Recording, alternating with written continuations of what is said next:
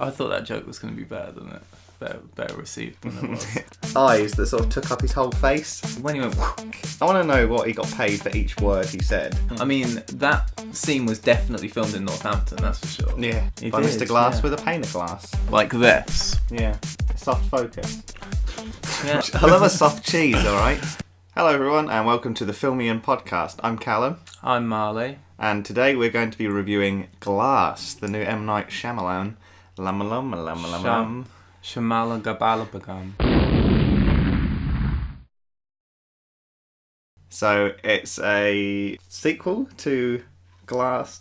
It's a sequel to Split. It's actually a treatquel. Oh, a treat? Is that what you call it? Yeah. So do we call it Glass Tokyo Drift? The first one's an equal. Yeah. The second one's a sequel, and the third one's a treatquel. Okay, so this is the treatquel. This is the Tokyo Drift of the Bruce Willis and Samuel L. Jackson empire. Yes. So this follows from Unbreakable in 2000 and Split in 2006. Well, it's pretty obvious to me that Samuel L. Jackson's been taking acting lessons from Forest Whitaker. He doesn't have a gammy eye though. Yeah, he does. That's Does the he? point. He sits there for like most of the film just going... Oh yeah. Yeah, but Forest Whitaker's eye is always like... Yeah, exactly. So that's where he's been taking his acting lessons. Fair enough. I thought that joke was going to be better than it. Better received than it was. It's alright, a bomb. I don't know what I thought, you know. The more I think about Yeah. it, the more I can't work out whether I enjoyed it or not. I get that. It was a good film. It sort of tied up the other two together in a sort of full circle way. Other bits I wasn't too impressed with. Like the fact that Bruce Willis just chewed the scenery most of the time. He just sort of stood there like... There was so much waiting in this film. Yeah. Like, everything was waiting, and it was Yeah. like a build-up. It ended with a really cool plot twist, Yeah. except... Even still, there were elements of the ending that were so ridiculous. Yeah. For example, drowning Bruce Willis in a pothole. Oh, by the way, this is a spoiler podcast. So, spoilerific. We've got our cups of tea here. It is PG tips today. I was right. Yes. Yeah, well... My future self in the previous video was right. That's a good brew, that. Yeah, it's not too bad. Bayek, that's good. Quite creamy, isn't it? Was that blue top milk? I don't know. Green top, I think. I hope it was green top. So, I thought James McAvoy was absolutely fantastic. So did I. I thought he was brilliant. Unbelievable, the way he could just sort of switch between characters, like, without even trying. The thing that is most impressive about his performance is that when he switches to a new character, you still recognise that character. I mean, it looks exactly like James McAvoy. Yeah. And there's like, 15 of them or something like that? 23. 23 of them. But you know who you're talking to without him having to have been introduced. No. If that makes sense. Yeah, exactly. Because he completely switches the way he talks and mannerisms. Yeah, it's everything. It's like his face changes and his body changes. Yeah, like when absolutely. he's playing I can't remember what the kid's called. Hedwig. Hedwig. When he's playing the owl from Harry Potter, then his body It slumps, doesn't it? Because he's a child. But he's like a tank in this film as well. He's massive. Yeah. But he doesn't. You don't feel like he is when he's playing that role. Because his shoulders and come that in, is, and he sort of drops them, and his head is a bit down, and he sort of like relaxes his arms by his side, and he has that sort of like innocent look on his face, doesn't he? And I feel like that is the mark of an absolutely spectacular actor, to be able to change completely who you are in a split second. Yeah. You know, I get it. Completely Split seamlessly. second. Uh, So yeah, even in the credits, like he's great in the credits. Yeah, no, but in the credits it's got all these personalities, like in a list of 20, and then in the middle it just says played by James McAvoy. Yeah. What I thought was really good about it is they kept all of the same characters from the previous films. Like Anna Taylor-Joy is in it from Split, but also Joseph was in it, the little boy from Unbreakable. Yeah. I feel like his body grew up, but his face didn't. Yeah. He was a very strange looking human. I didn't actually... He had eyes that sort of took up his whole face. similar to me, really. But It's funny because I didn't recognise him until towards the end when it showed that kind of throwback. What was it, 16 years? I think it's 19. 19 years. I think it's made in 2000. Spoiler alert, if you haven't seen any of these films, we'll pause now.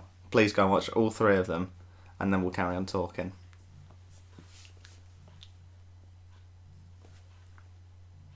Okay, so that's given you enough time to watch all 3 of them. What happens is that Samuel L. Jackson's character creates these sort of terrorist acts where loads of people die because he wants to find a superhero. And what happens with the train crash is Bruce Willis survives because he has unbreakable skin. He has no injuries from the train crash. But at the same time, we find out that Kevin, his dad was on it. Because his dad disappears, and that's what leads him to have these multiple personalities and be the way he is and create the beast. So Kevin is the official James McAvoy. Yeah.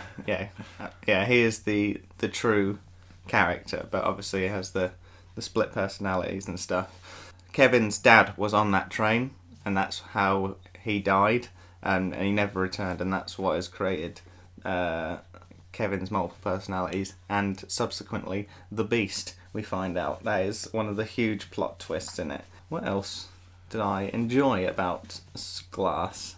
Did you notice that there's Glass? Did you notice that there is purple in every scene with Michael Jackson in it? Samuel L. Jackson in it. I didn't. Why is that? Is that throwback to Prince? Yeah, because he's a big Prince fan.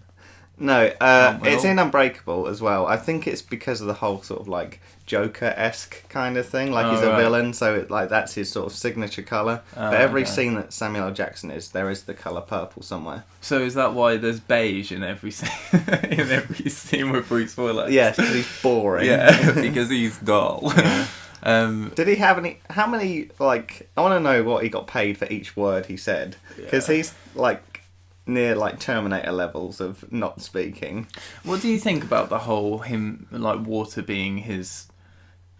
I just thought it was thingy. A bit it's kryptonite kind of thing. I just thought it was a bit nasty. It's a bit lame, isn't it? Because he, like in Unbreakable, he nearly dies as a kid by drowning. Yeah. So it's basically like he can't swim, but why don't you just learn to swim? Exactly. Or just get some armbands. Yeah. Or a pool noodle. Yeah, and just wear it all the time in case someone tries to drown you in a pothole. Yeah.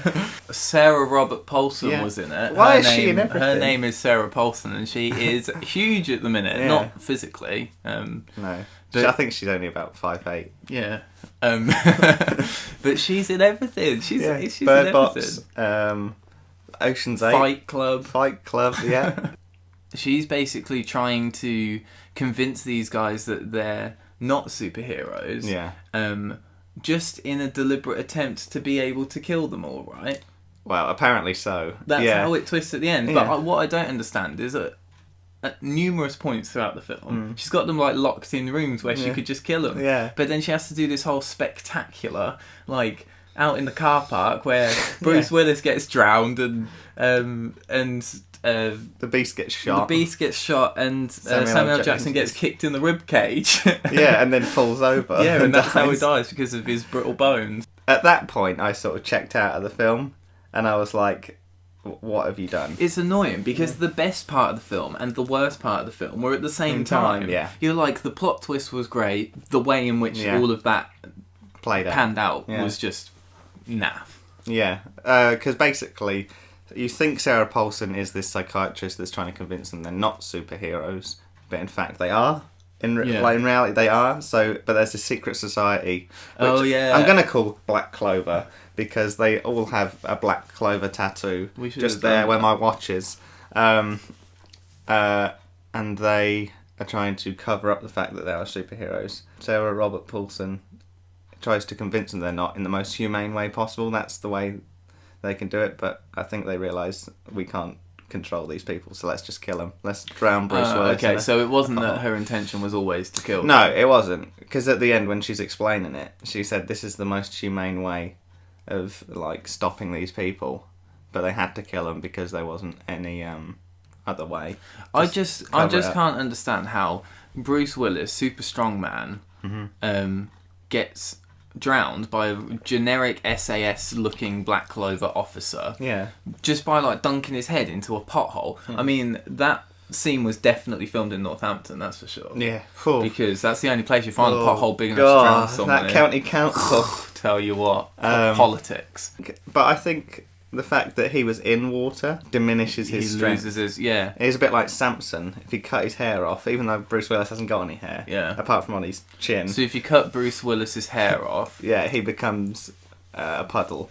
Yeah, he turns into water. Yeah.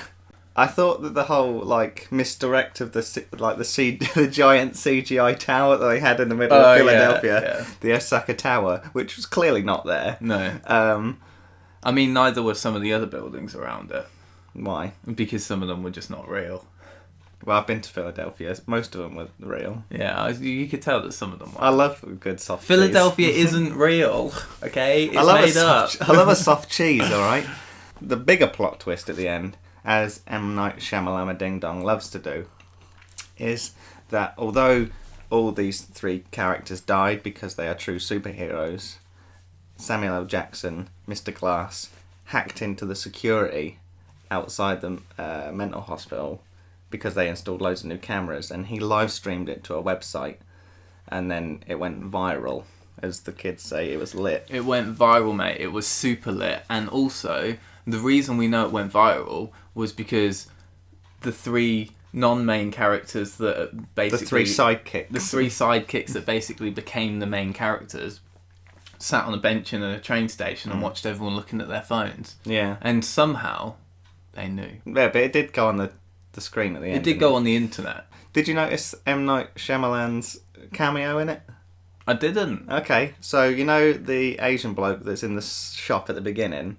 In the middle of that's M. Night Shyamalan. Oh, really? And he is in Unbreakable as well. I feel like I don't actually know what he looks like, so I wouldn't have picked he's that an up. Asian man. Well, yeah, I know, but are you certain that we're not putting this out and we're like just... No, I know what M. M. Night Shyamalan looks like. Good. He's also in Unbreakable, and he's like... he gets patted down by Bruce Willis. So, but like he refers back to it in Glass, like he's like, "Oh, I know you from a few years ago. I used to be part of the wrong crowd at the football stadium." Yeah, I So saw that whole it's scene. I did think like, why is there so much focus on this guy? He's clearly not a character. Well, it's because it's M. Night Shyamalan. Yeah, he I suppose that makes sense now. M. Night Shyamalan loves to film everything like this. Yeah, soft focus. Just everything was like in the centre, like and straight onto characters. There were some shots that was like filmed round a corner though. Like there was he was sneaking, like he was like lurking. Well, they do that to try and create a sense of mystery, don't they? Like as though you're kind of like having an insight into their lives. Speaking of camera shots, did you like the way that they cut in either deleted scenes or previous film? Amazing how they did the train scene in particular. Well, how they put Bruce Willis on that train. It looked absolutely flawless. Well, that's the opening scene of Unbreakable. Yeah, but... So all they did is filmed the Kevin's dad on the train, panned across, and then cut it into the first scene in Unbreakable. Yeah, it was like... Did you not notice that Bruce Willis looks 20 years younger? Yeah, I did, but I think that even the chair that they're peering around is new compared with the other one. And they've actually just, like, put old him in that shot. But really well done. It looks really good. Yeah, absolutely. I knew Daryl was going to die from the beginning. Daryl at the mental hospital, one of the nurses. Oh, yeah, of course, Because he was just, like, really chatty and annoying, and I was like, I kind of hope this guy dies. And then he got his throat slit by Mr. Glass with a pane of glass. Yeah, which was really quite surprising. It made me jump. Oh, did it? Yeah, when he went, it was like I actually jumped. Yeah, like that. Out of my skin. Right, I think it's time to do a little rating. What do you think, Marley? Out of 10, I think you do. So I'm going to give it 6 Forest Whitakers out of 10. Okay. Because I think it was better than average. Yeah. Because the storyline was great, but I just wasn't convinced by certain elements of it, and so I can't give it quite a 7. Just because I sort of liked that whole thing, and it didn't disappoint me too much. Because I thought the initial twist, but the double twist at the end, so you twist here and then you twist again. Yeah. I thought that it redeemed it enough that I liked it. So I'm going to give it 3.5 Josephs with these big weird eyes out of 5. If you've seen Glass Guys, let us know what you think in the comments below. If you haven't seen it, please go out and see it at your local cinema. Support the cinema industry. And make sure you take your mum. Yeah, she might not understand it. No, she probably won't. She's probably seen part of one of the others and then fallen asleep. Yeah. But still. We're going to carry on drinking our tea. Talk to you in a bit. See you later. Cheers.